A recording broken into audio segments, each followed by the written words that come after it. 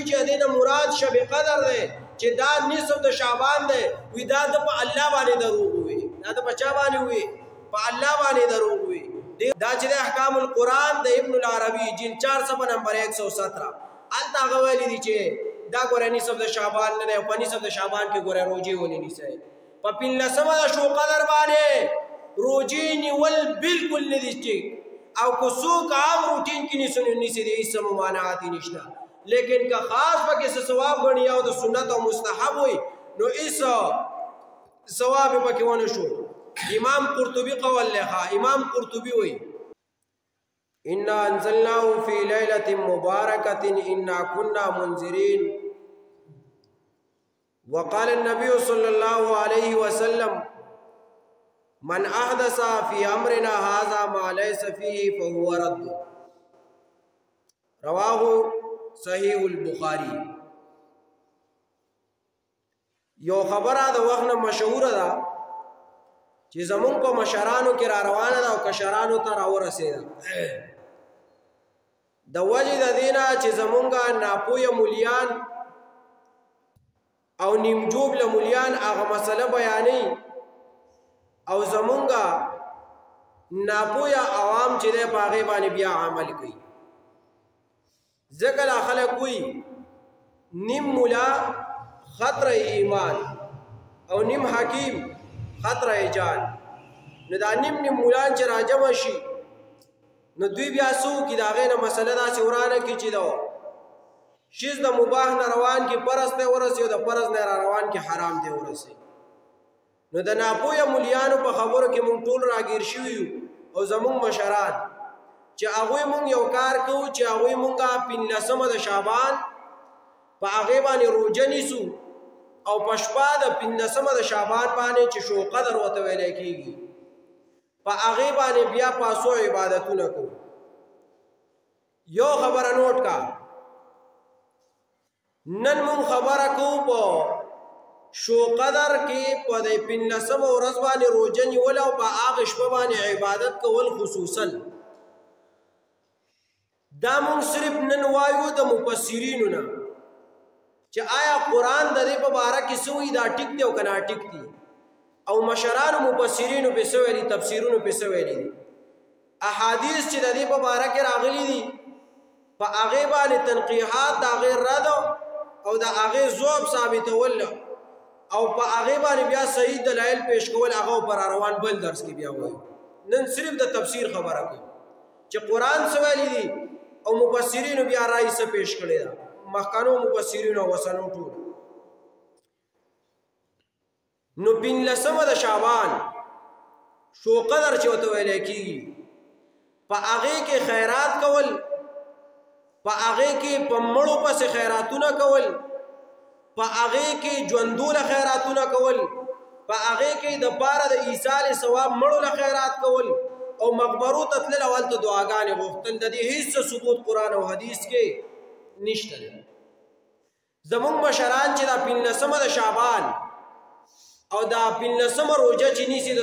شو قدر دا د دې هیڅ ثبوت په قرآن او حدیث کې نشته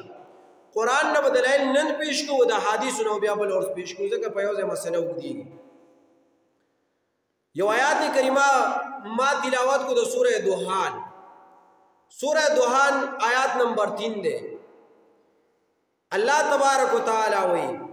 انا انزلناه فی لیلۃ مبارکۃ انا کنا منذرین دا کتاب چې موږ نازل کړی دی دا کتاب د الله دا موږ په لیلۃ القدر کې نازل کړی دی ګوره په شب قدر کې نه دی شب قدر دا شو قدر دا یادوخه یو شب قدر اغم دی لیکن دې شب قدر هغه د شب قدر هغه حیثیت زمون ختم کړی نو کم چې تقدیر لیکل کېږي نو هغه په شو قدر کې نه لیکل کېږي هغه په لیلۃ القدر کې لیکل کېږي او کم چې د 0 رکعاتو د نفل عمره ثواب لري 2 رکعات نفل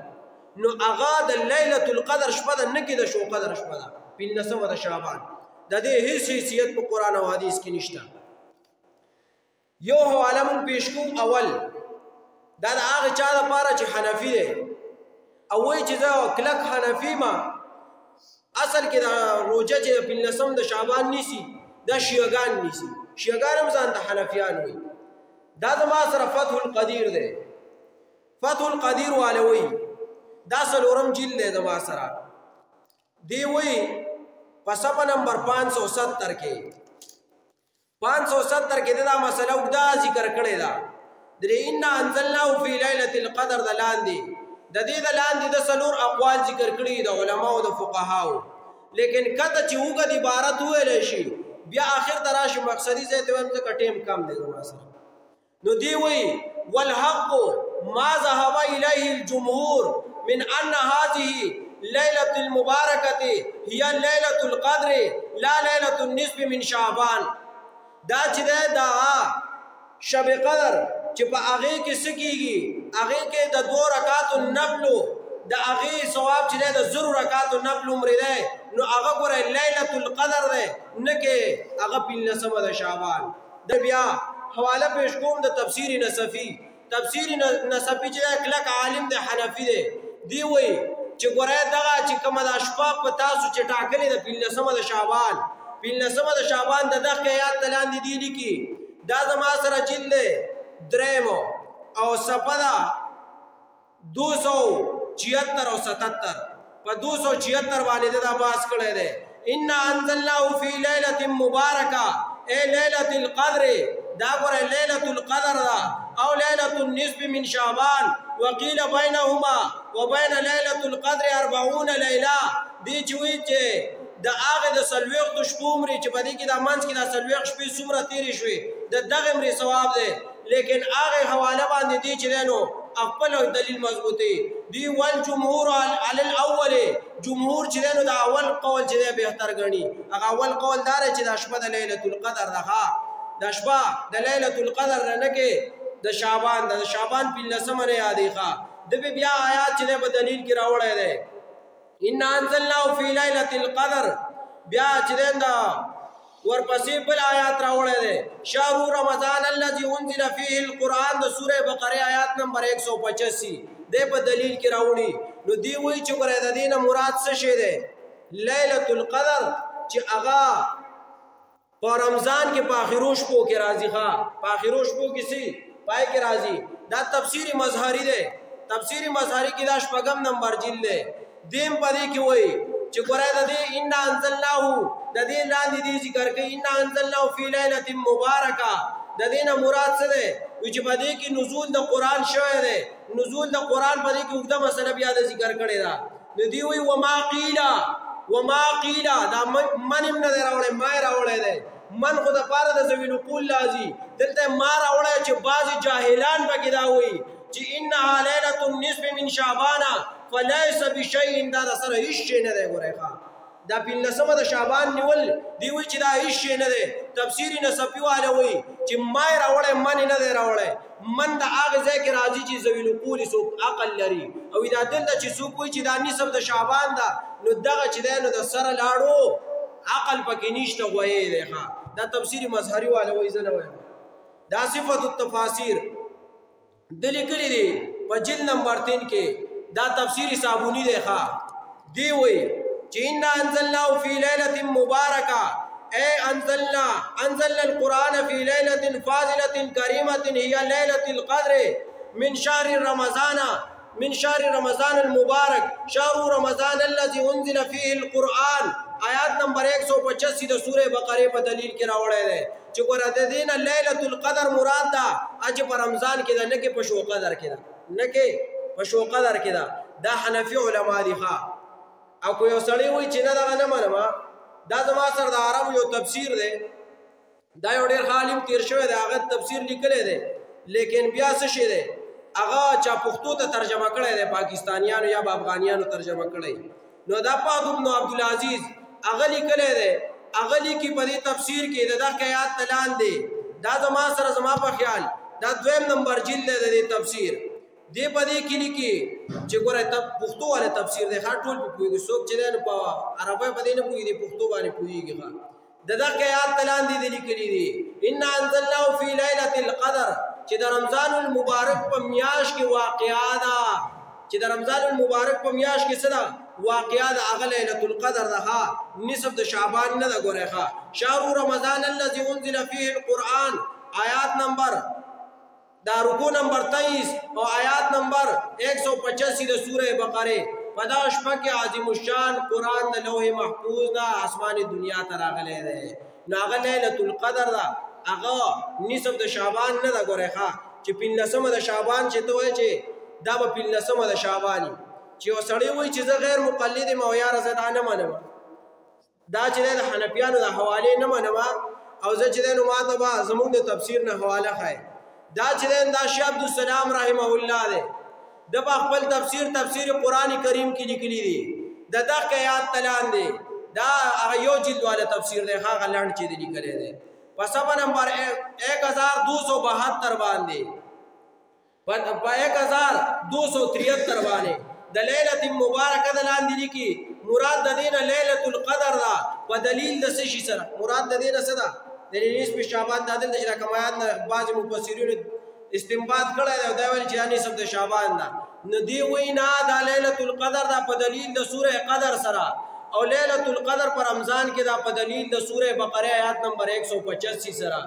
بلدا چې په بار د فضیلت د لیلۃ القدر کې ډیر صحیح احادیث نقل دي او چې څوک کوئی چې نه د نصف د شعبان نه دا ټولې منګړې ته خبرې دي دا شیخ عبدالسلام رحمه الله د رستم چاغلن تفسیر لیکلی تفسیر قرآن کریم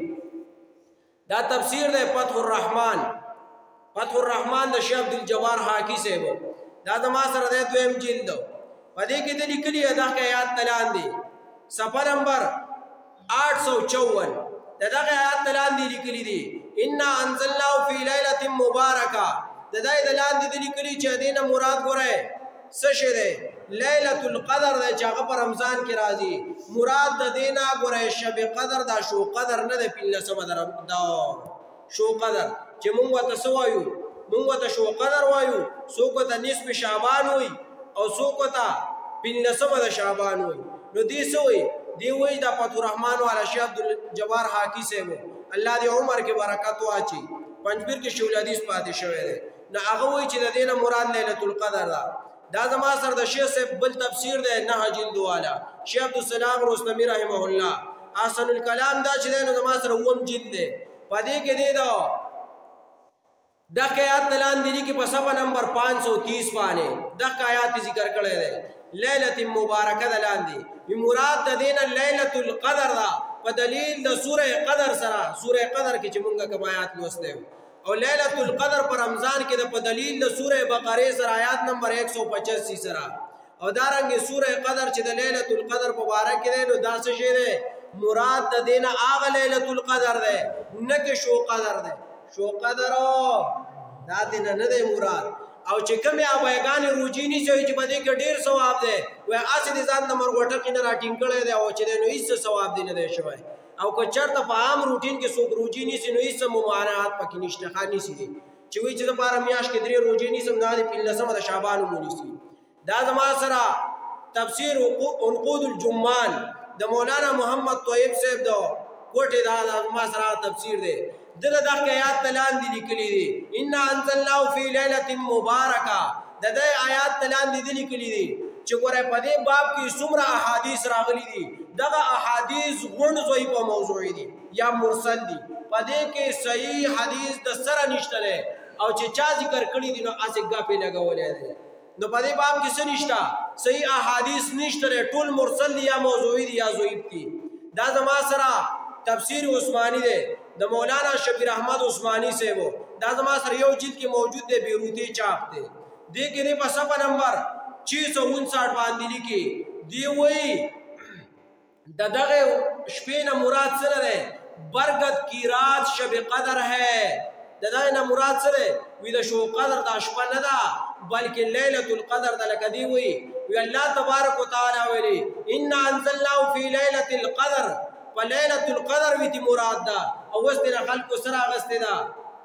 دا چې دنه شو قدر دین راغسته بیا د ویلی دي چې ګوره شو قدر د ځکه نه د مراد او هغه چې دنه دو روزه کې په اخروش پوګ چې لیلۃ القدر راځي مراد ده ځکه وی سوره بقره آیات نمبر 185 کې راځي شهر رمضان الذي انزل فيه القرآن آلته وی چې نو د دې نه مراد څه دی مونږ په دې شپه کې قرآن نازل کړی دی دا زما سره تفسیر دی د عربو والا چې د پاک ابن عبدالعزیز لیکلی دی اردو کې ترجمه شوی دی چې د پنجابیانو به ترجمه کړی پته نه لګي چې چا ترجمه کړی دی لیکن یو مشهور سړی دی عربو والے لیکلی ټولو په شریکه باندې هغه وایي دا آیات لاندې دي لیکلي دي دی بابرکت رات لیلۃ مبارکہ سے مراد شب قدر لیلۃ القدر ہے لیلۃ القدر خو تاسو ټول پیژنئ مړه ہے په دې رمضان په اخره کې چې راځي دغه ته لیلۃ القدر وایي کنه کله اختر په دویمه ورځ دا لیلۃ القدر دا د روزې په اخرو لسو ورځو کې راځي او اختلاف پدې کې چې په هر روزه کې پار ځای کې راځي ها جیسا کہ دوسرے مقام پر صراحت ہے شہر رمضان الذي انزل فيه القرآن سورہ بقرہ آیات نمبر 185 دلیل کی راوڑے دا رمضان کے مہینے میں قرآن نازل کیا گیا ہے لیکن انا انزلناه فی لیلۃ القدر دا کوئی لیلۃ القدر کی راغلی دا سوک چی ہوئی چی دا دین شو قدر مراد دے وی دے اسی گپ لگولے دے خواہ دی وی چې څوک وی چې نصف د شعبان دی دا بالکل په الله باندې دروغ دی ښا دا بالکل چې د نصف د شعبان نه دی دا چې احکام القرآن د ابن العربی جلد 4 صفحه نمبر 117 الته هغه ویلي دي چې دا ګوره نصف د شعبان نه دی او په نصف د شعبان کې ګوره روزې ولې نیسئ په 15مه د شو قدر باندې روزې نیول بالکل نه دي ټیک او که څوک عام روټین کې نیسي د هیڅ ممانعات نشته لیکن که خاص پکې څه ثواب غني او د سنت او مستحب وي نو هیڅ ثواب پکې ونه شو دا ابن رجب یو قول له هغه ذکر کړی دی هغه وایي دا ابن رجب چې دی نو دا صرف د هغې یو خاص خلاصه ده دی والثاني انه يكره الاجتماع فيها في المساجد للصلاة والقصص والدعاء ولا يكره أن يصلي الرجل فيها لخاصة نفسه دا ګور دلته خدا مسله لکه کمه ده خو په نصف د شعبان باندې په شو قدر کې په پنجاب کې یو غټ اتڼ جوړي په پنجاب کې جماعتونو ته راغونډ شوي او هلته پکې ذکر او چې دی نو دا بانګونه او په جمع باندې تهجد دی پکې شروع کړي نو دا ابن رجب وایي چې دا بالکل د دې لاړو څه حقیقت نشته دی ښه لطائف المعارف کې ابن رجب وایي هغه چې دی نو هلته ذکر کړي چې د دې هېڅ نشته د دې هېڅ حقیقت نشته کله پنجابیانو کې کوشش زموږ دلته پښتانه مولیان هم کوي دا په جمعات کې چې ټوله شپه ورځ پراته بیا او دا چې دی نو موږ نصف د شعبان دی او شب قدر دی او په دې کې چې دی نو تقدیر لیکلی کېږي او چې ډېره دی پکې وخوړه نو یې څه به کېږي حساب کتاب پر سره نه کېږي او خیراتونه پکې کېږي دیګونه پکې ږدي بل ورځ ما ته کور ووي دغه دی وي د شو قدر کې چې دی نو 15مه باندې څه خبره نو ما ګوره یو ښځه به چې دی نو شو قدر له نه ځي ځکه مونږ د دې رد کو ولې به شو قدر نه ځي بله ورځ دې لاړه شي اکو وایي چې نه مونږ پکې خوراک ده خو چې په 14 د شو قدر دی وکړي په 19 د شو قدر دی وکړي که نه دا رواج دی ختم کړي نو ما ته وایي چې نه په دې کې چې دی نو د سړي سره د خوراک حساب کتاب نه کېږي نو ما ستا سره د اوسه پورې چا کړی دی ستا سره د اوسه پورې چا د خوراک حساب کتاب کړی دی ستا سره د اوسه پورې چا حساب کتاب کو بګاس کړی دی چې دوره به خورې دوره به نه خورې نو ګوره دا اسې د ځان نه خبرې جوړې کړی شوي دي ښه او که څوک دا روژه نیسي نو ګوره روژه یې هېڅ ثواب پکې نشته او که خیراتونه کوي او په مړو پسې وسیلې کوي او د دې ورځ سره یې خاص کړي نو مړي دي اسې توخې جوړه پیسې دي اسې لاړې په 14مه د شعبان یې وکړه که نه ورځ به نه خاص کوي نو که خیرات دې مقرر کړی او چې دی نو په بابا پسې د خیرات کو یا دې پسې ختم کو او اسې فرضیان چې دی نو 15 د شعبان له راغی نو را دې شي که نه هېڅ بده خبره نه ده لیکن که ته وایې چې نه په 15مه د شعبان به یې کومه په 15مه د شعبان به یې کوم نو مړي دي اسې چې دی نو د بخاني نو او دلته دې ښه پکته کړو او ستا سره 80 روپۍ نه وی چې په ځان دې په قرض راوړې نو هغه دې الټه په ځان قرض واړه او هېڅ ثواب یې ونه شو نه ستا شوی نه د هغوی شو هندو ستړی خدای ناراض ټول بدعتیان مولیان دي او چې دی مړه ځان له خو یو کار ته لبه جوړه کړې ده یو لبه جوړه کړې یاره جي تاسو په مړي پسې خیرات وکړئ که نه 15مه د شعبان ده که نه او چې دی نو په دې کې ورته ډېر ثواب راسي ډېر ثواب نه راسي په دې کې ستا ګېډه ډېره مړېږي ځان له بل ټیم پروګرام وکړه که نه پروګرام نه دي نه منع کوو لیکن 15مه د شعبان باندې مقتدیان مه سپینوه کنې دا معلوم چې الله دوی تاسو ته ویلي چې هلکه 15مه د شعبان به روژه ونیسو او چې دی نو دلته به پروګرامونه وکړو دا بس دیګونه به باندې او غوښې او چمان وي دا موږ له هم مزه راکړي لیکن الله ورته بیا مخامخ کېږي نه بله ورځ د 2 فوټه ځای ته به ورځې نه الله به یې مرغوټقې نه راونیسي او په ځمکه به دې نه باسي چې مولا را داسې چل کړه دا خلک کاندو ته غورځولی دی ګوره اوس ډېر تفسیرونه والا دا مسله لیکلې ده لیکن د پیسو د قلت د وجې نه موږ هغه تفسیرونه را پیدا نه کړو که دا اوس پیسې وای نو موږ به ډېر شي تفسیرونه دلته راوړو 15 د شعبان باندې روژه نیول او خاص کول